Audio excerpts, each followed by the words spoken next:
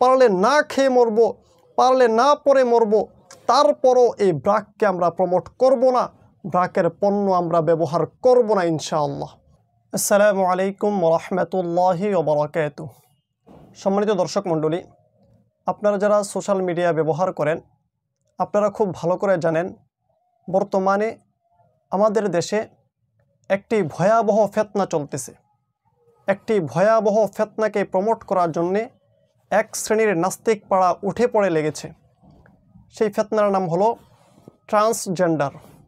এদেশে একসময় সমকামিতাকে, অর্থাৎ ছেলে ছেলেকে বিয়ে করা, মেয়ে মেয়েকে বিয়ে করা, সমকামিতাকে প্রমোট করার জন্যে, সমকামিতাকে বৈধতা ঘোষণা করার জন্যে অনেকভাবে চেষ্টা করা হয়েছিল, কিন্তু সচেতন মহলের কারণে এভাবে সমকামিতাকে প্রমোট করতে পারেনি, বৈধতা ঘোষণা করতে পারেনি।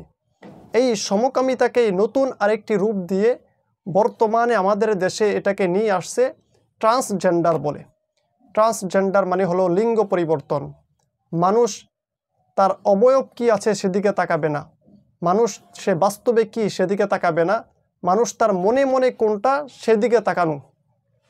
অর্থাৎ আমি একজন পুরুষ, আমি যদি আমার মনে মনে এটা মেনে নেই যে আমি পুরুষ না আমি মহিলা, কিংবা কোনো মহিলা যদি সে মনে মনে মেনে নেয় আমি মহিলা না আমি পুরুষ, এই মনে মনে মন কলা খেয়ে যদি কেউ এরকম পুরুষ মহিলা দাবি করে, মহিলা পুরুষ দাবি করে, তাহলে সমাজ বলছে, তাহলে রাষ্ট্র যেন তাকে মহিলা বলেই ঘোষণা দেয়, পুরুষকে যেন মহিলা বলেই, মহিলাকে যেন পুরুষ বলে ঘোষণা দেয়, স্বীকৃতি দেয়।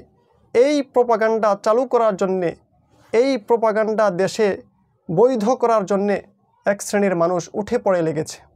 সম্মানিত দর্শক মণ্ডলী, আপনারা কি বুঝতে পারছেন দেশে কতটা ষড়যন্ত্র চলতেছে? দেশের মধ্যে সমকামিতাকে প্রমোট করার জন্যে, সমকামিতাকে বৈধ করার জন্যে কতভাবে তারা ষড়যন্ত্র করছে। বিশেষ করে আমাদের পাঠ্যপুস্তক সপ্তম শ্রেণীর যেই বই রয়েছে, ইতিহাস ভূগোল বইয়ের মধ্যে শরীফ শরীফা নামে যেই গল্প আনা হয়েছে, এই গল্পের মাধ্যমে আমাদের ছাত্রদের মগজ ধোলাই চলতেছে। এখনই যদি আমরা সচেতন না হই তাহলে আমরা আর কবে সচেতন হব?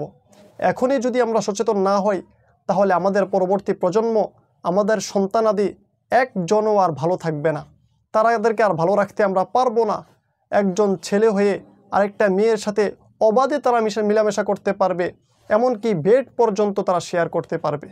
সম্মানিত দর্শক মণ্ডলী, এর বিরুদ্ধে কথা বলতে গিয়ে আমাদের আলিফ মাহতাব উৎস স্যার, বইয়ের দোকানে যাবেন, এই বইটার দাম 80 টাকা দিয়ে আমি কিনছি, বইটা কিনবেন, কিনে এই যে 2টা পাতা আছে শরীফ শরীফা, ছিঁড়বেন, ছিঁড়ার পরে আপনারা ওই বইটা আবার দিয়ে দিবেন, দিয়ে বলবেন এটা কম, অর্ধেক দামে বেচো, যাতে মানুষের অ্যাওয়ারনেস হয় যে এই বইয়ের, আমাদের প্রতিবাদ এটা হতে পারে যে আমরা এই বইয়ের 2টা পাতা, এই শরীফ শরীফার পাতা ছিঁড়ে ওই বইটা আবার ওদের কাছে দিব, আমার টাকা দিয়ে আমি ছিঁড়বো। তারা চাকরিচ্যুত হয়েছে, চাকরি হারিয়েছেন। সবচেয়ে বেশি এই ট্রান্সজেন্ডারকে বৈধতা করার জন্য চেষ্টা যারা করছে তারা হলো ব্র্যাক। এই ব্র্যাকের বিরুদ্ধে আমরা সবসময় লেগে থাকব। ব্র্যাকের বিরুদ্ধে, ব্র্যাকের সকল পণ্যকে আমরা বয়কট করব। বিশেষ করে তাদের বিকাশ, তাদের আড়ং, তাদের অন্যান্য যত পণ্য রয়েছে, এই পণ্যগুলো যদি আমরা বয়কট করতে পারি তাহলেই আশা করি, একটা প্রতিবাদ যদি করতে পারি তাহলে তাদের এই বৈধতা থেকে তারা ফিরে আসবে। 2 নম্বরে আমাদের সরওয়ার হোসেন স্যার, আর এদিকে সরওয়ার হোসেনরা, এই যে আপনারা সবাই কাজ করতেছে, তারা হচ্ছে জঙ্গি। যিনি একজন শিক্ষিত মানুষ, জ্ঞানী গুণী মানুষ, তিনি এর বিরোধিতা করার ফলে তাকে জঙ্গির তকমা দিয়েছে। আমরা কি বুঝতে পারছি কোথায় যাচ্ছে আমাদের সমাজ, কোন পথে হাঁটছে আমাদের দেশ? বিরোধিতা করছে সচেতন মহল, কেউ তো কথা মেনে নিবে না।